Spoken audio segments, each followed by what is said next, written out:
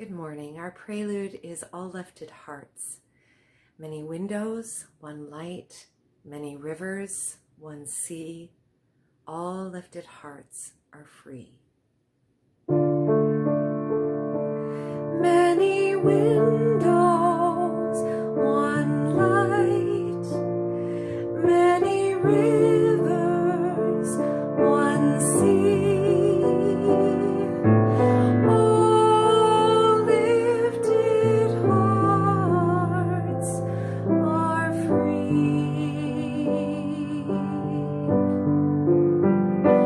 Many windows, one light, many rivers, one sea. All lifted hearts are free.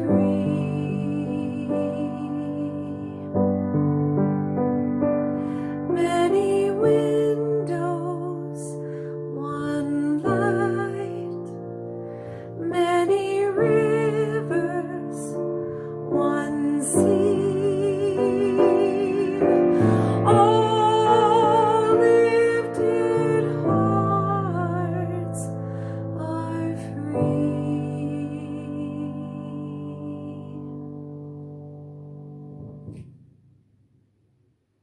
We welcome you today, whatever the circumstances of your life, in the many ways we identify as people and in the diversity of how we live and love. In this place of faith, we are all included as we search for truth, build community, and strive to make the world a better place for all. Our call to worship this morning comes from Barbara Wells. O spinner, weaver of our lives, your loom is love. May we who are gathered here be empowered by that love to weave new patterns of truth and justice into a web of life that is strong, beautiful, and everlasting. Our chalice lighting is a reminder of the light and hope of our faith. We light it each time we gather to remind us of the sacredness of our time together.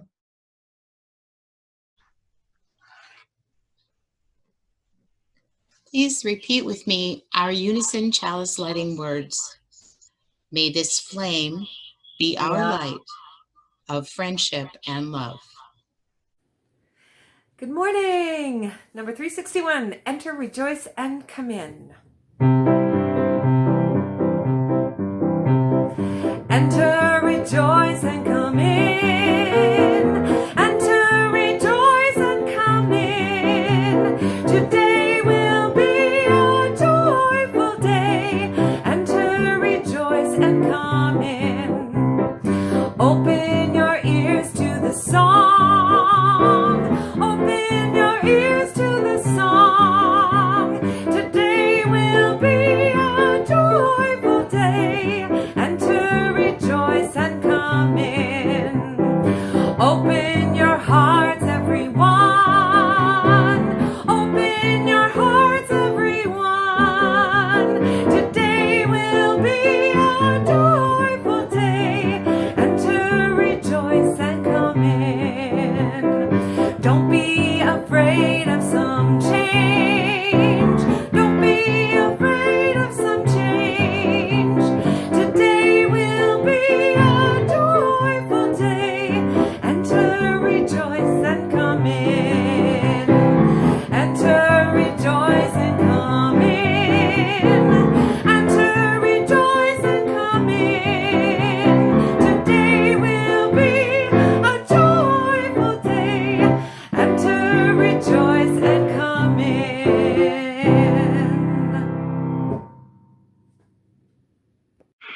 Our story for all ages today is not as advertised in your order of service. I changed my mind about midnight last night and found a different story and spent a few hours over the last 8 hours rewriting it and adapting it.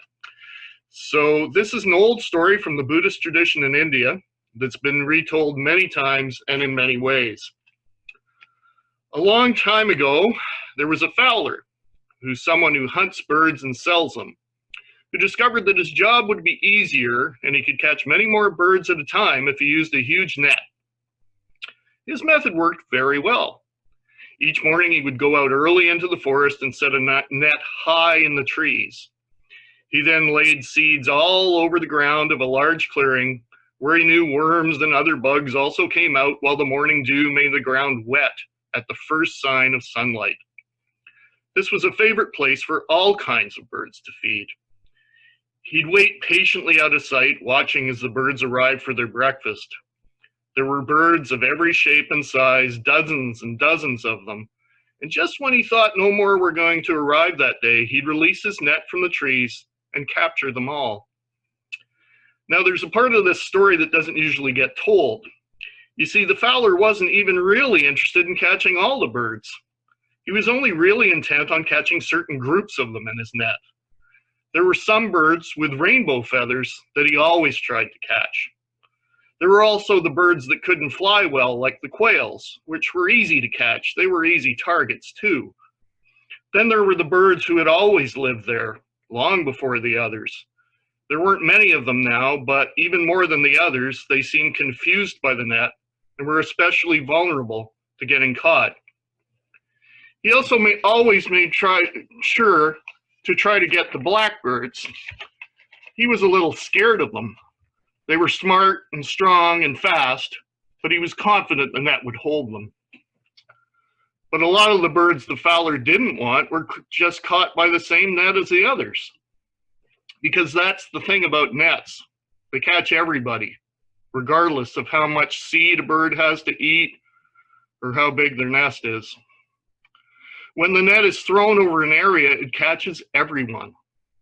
And all the birds realized that even if they were not one of the kinds the fowler was trying to catch, they were still getting caught in the same net. He usually let these birds go, but sometimes they lost some feathers, or damaged their claws in the net, or even broke a wing as the fowler roughly shook them free of the net in disgust. The birds held a meeting. Now, in some stories, they say it was Buddha incarnated as a quail who had the idea. And some stories say there was a king of the birds who made the suggestion. But really, it probably happened when a lot of the birds started to understand that the net was hurting all of them, and that if they were going to do anything about it, they'd have to work together. It was a young bird, still not entirely in adult plumage, who spoke to the others with her plan. A short flight away, there is a large thorn bush where I often hide from other animals. What if tomorrow, when the fowler drops his net over us, all of us fly together towards the bush and drop the net there? The next morning, the fowler made his usual trip to the forest and set up his net. He waited patiently as the birds arrived. It was a fine sunny morning, and more birds came, too many for him to count, as they flapped in the clearing, flitting about and singing their morning songs. Surely this will be the best catch ever, thought the fowler to himself. He readied himself and loosed the net over the group. Just as he dropped it, the adolescent bird, who had been keenly watching over her, changed her song to a warning, and all the birds started their flight of escape. As they took flight, the net went with them, and in a coordination of flight that was a wonder to see, they dropped the net over the thorn bush. As the fowler rushed to retrieve the net, the birds circled around his head, distracting and pecking at him, as the birds who didn't fly made their escape into the deep forest. A few even dropped their now digested breakfasts on his head. Singing merrily, they flew off. The fowler spent all day trying to free his net from the thorny bush, but it was ruined. There wasn't any point anyway, the fowler thought to himself. Now that the birds all knew they were caught by the same net, they wouldn't get fooled again. That's the end of our story. Things words for contemplation come from Richard Wagamis. After our words, there'll be a moment of silence, and then Cindy will lead us in chanting. Me, when are things going to get easier? The old woman said, they already are. Me, I said, it doesn't feel like it. I keep waiting for Creator to step in. She already has, said the old woman. She always will. Keep faith burning in your heart. I have. I've been waiting for things to change. The old woman said, faith isn't about waiting for things to change. Faith is the constant effort to keep pushing through. Me, well, I said, what's on the other side? And she said, you.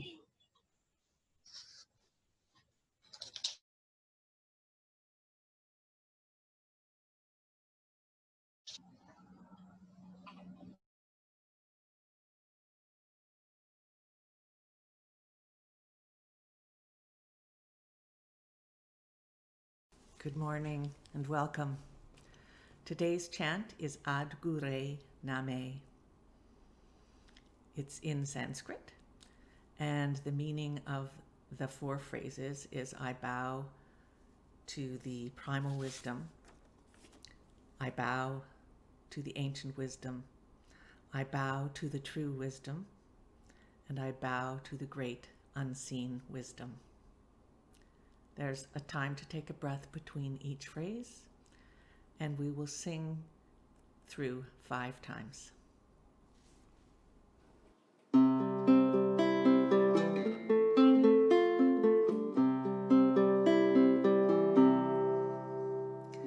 Ad Gure Name, to God Gure Name, Sa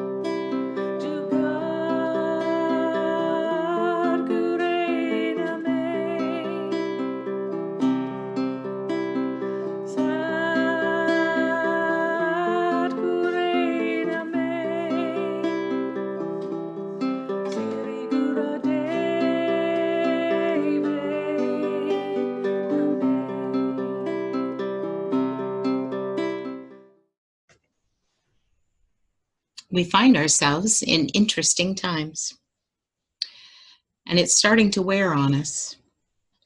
We see and feel the pressure build, and we hear the calls to and see the actions that indicate that we have reached some kind of a tipping point.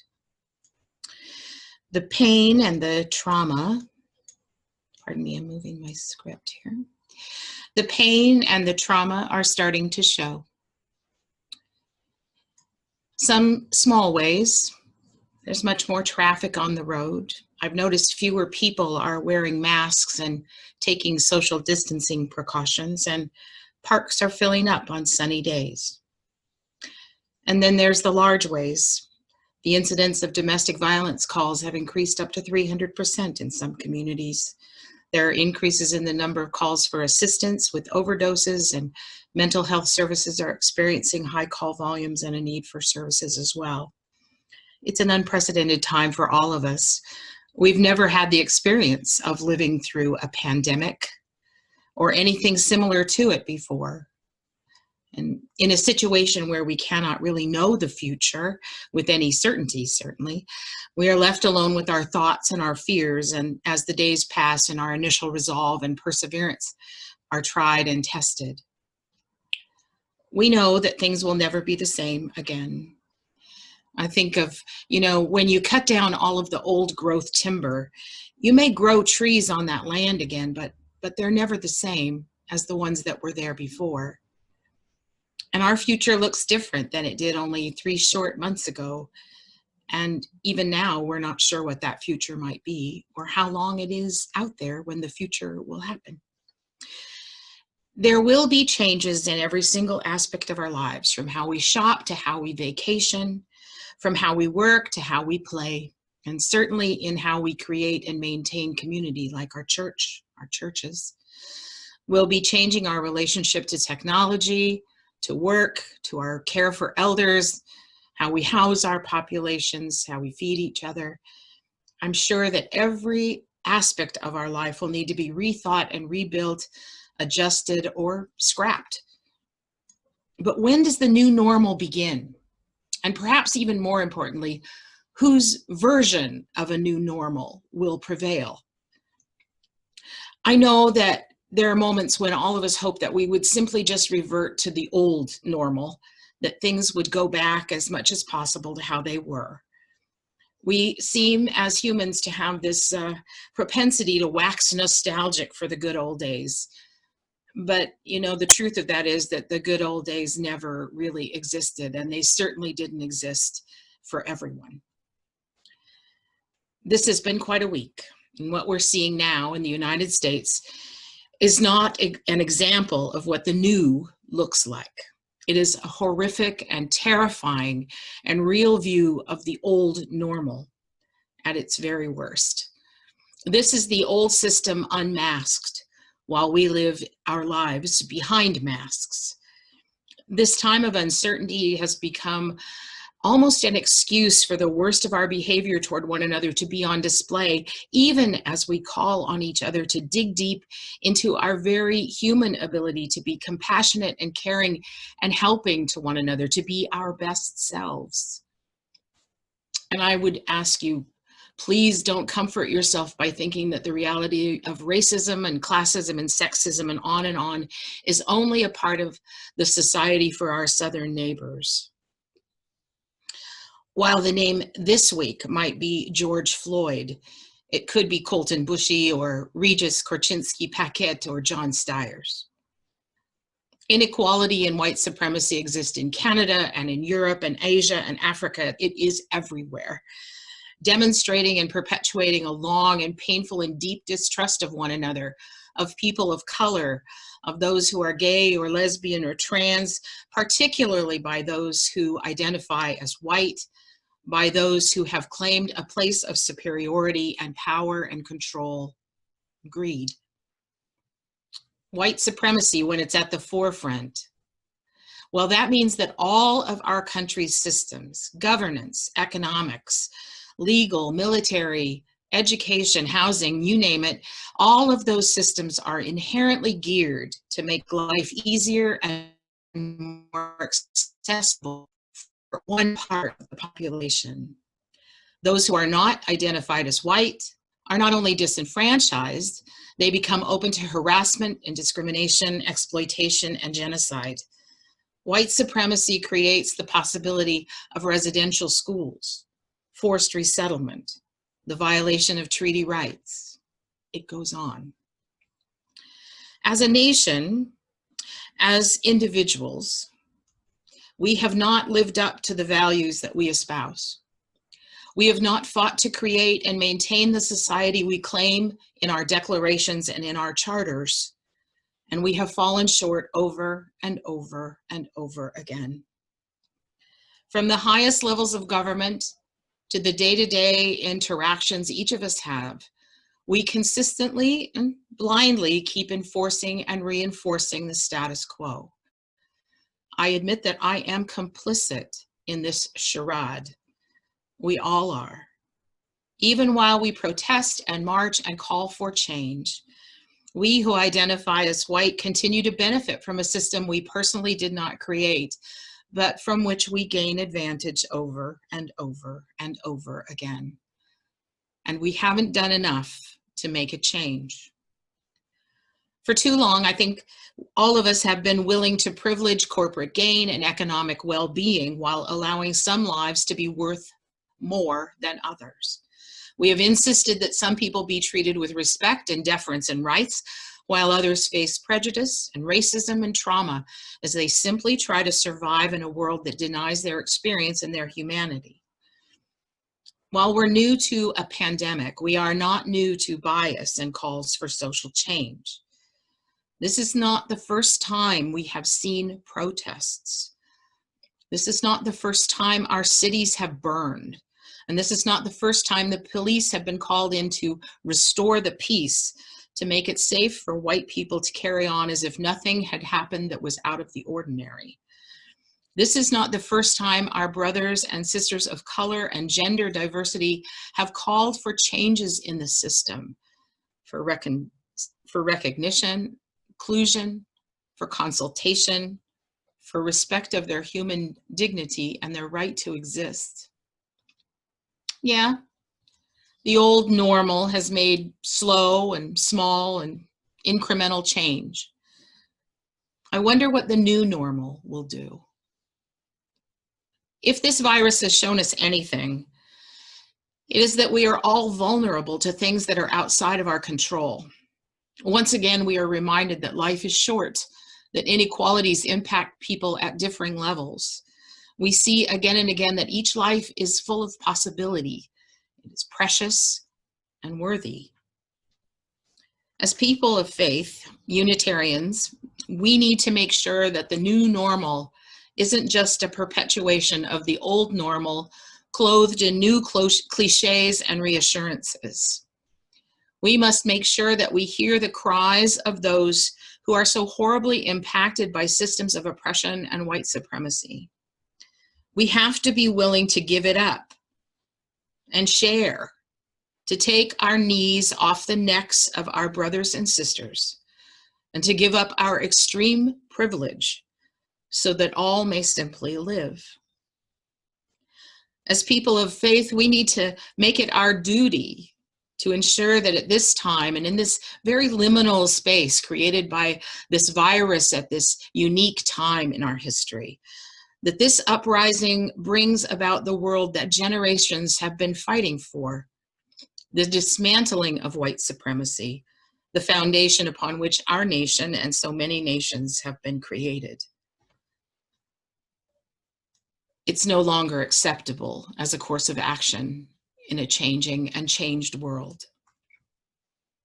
Our brothers and sisters of color, our companions who are LGBTQ2S+, our friends who are differently abled, our colleagues who follow a different spiritual path, all of the peoples of this earth need those of us who identify as white, as cisgendered, as able, who are given power and voice in this society simply because of who we are, to step forward, to speak up, and to keep talking for those who are not granted the same privilege even when we may feel that we don't have the greatest privilege.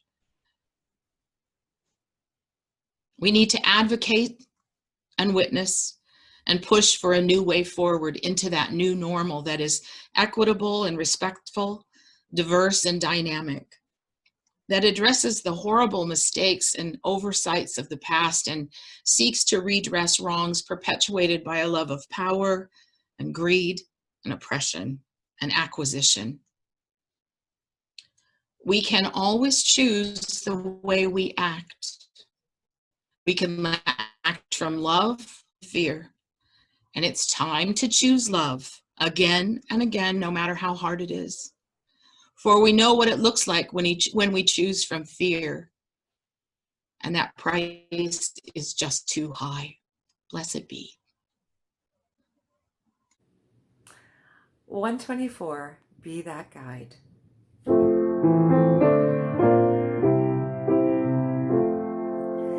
Be that guide whom love sustains, rise above the daily strife, lift on high the good you find, help to heal the hurts of life.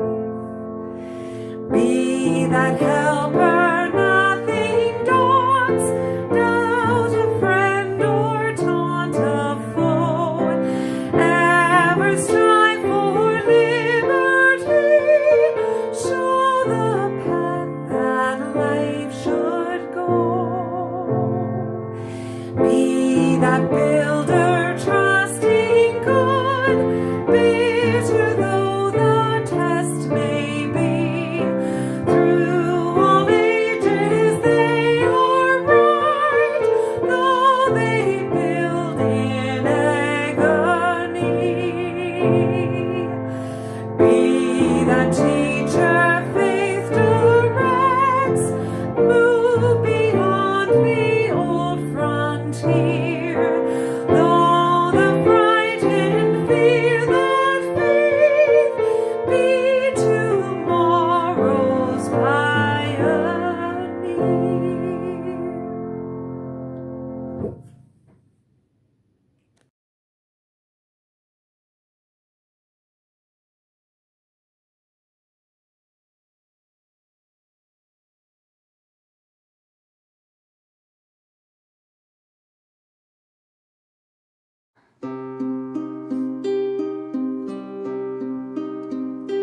Ol hit, ot seretet, ol zeretet, ot beke, ol beke, ot avdash, ol